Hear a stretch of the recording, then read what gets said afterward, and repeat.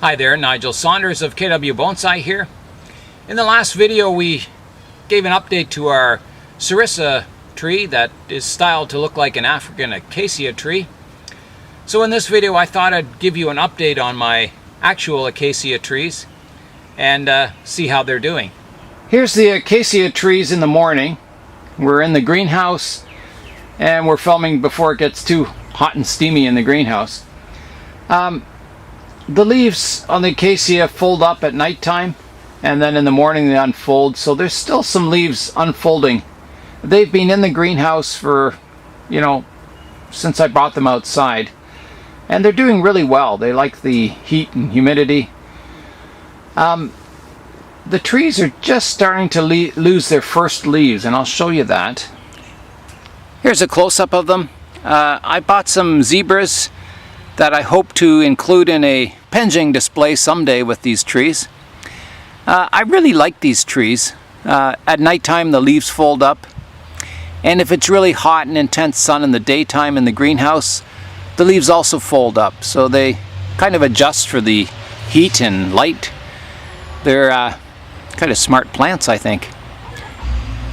The original leaves, if we look in here, the original leaves are going yellow and falling off, and they're being replaced by a branch from the same point. So it's kind of exciting getting branches. And we're going to leave all the branches on at this stage. We're going to leave all our styling options open. We know the style that we want to get eventually is the slender trunk with the huge umbrella canopy on it. But a lot of these lower branches may be kept as deadwood, and also to create features on the trunk like scars and that where the trees had a tough life growing, to give it character to the trunk so it's not just smooth. It looks like it's endured the hardships of nature, I guess is what we're trying to say. So in the pot here I have several new small seedlings. These are acacia seeds that someone in the club gave to me. They were also sent from Africa to here. They are fever trees is the common name for them. They're a little different than the other acacia trees I have growing here. The original ones are sweet thorn, and they're getting some good thorns on them. They grow in a dry area, whereas the fever trees are growing in bog areas in Africa. So the fever trees can tolerate a lot more water than the sweet thorns.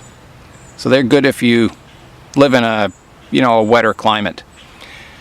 The interesting thing about these seeds on the fever trees is that they were 6 years old. They were sitting in a little plastic test tube for 6 years, and yeah, the guy in the club gave them to me, and I planted them in the same pot here, and I've got quite a few sprouting.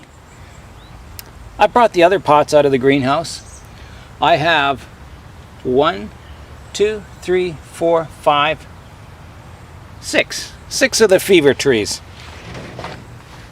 The reason they're called fever trees is that, maybe seven, sorry. The reason they're called fever trees is that they grow in swampy areas, and there's usually lots of mosquitoes in those areas, and you probably get some kind of fever or malaria from the mosquitoes, so they're called fever trees. It's still too early to do any work to the trees. We want to let them grow for at least a year before we start doing any bonsai work to them. I just thought I'd give you an update. Someone asked for an update, so here they are. So Nico's trees from South Africa are doing really well. I'm really enjoying growing them. I just love watching the leaves fold up, and they're really cool. So Nigel Saunders of KW Bonsai. Do something green today. Eat more fruits and vegetables. Thanks for watching, and we'll see you on the next video.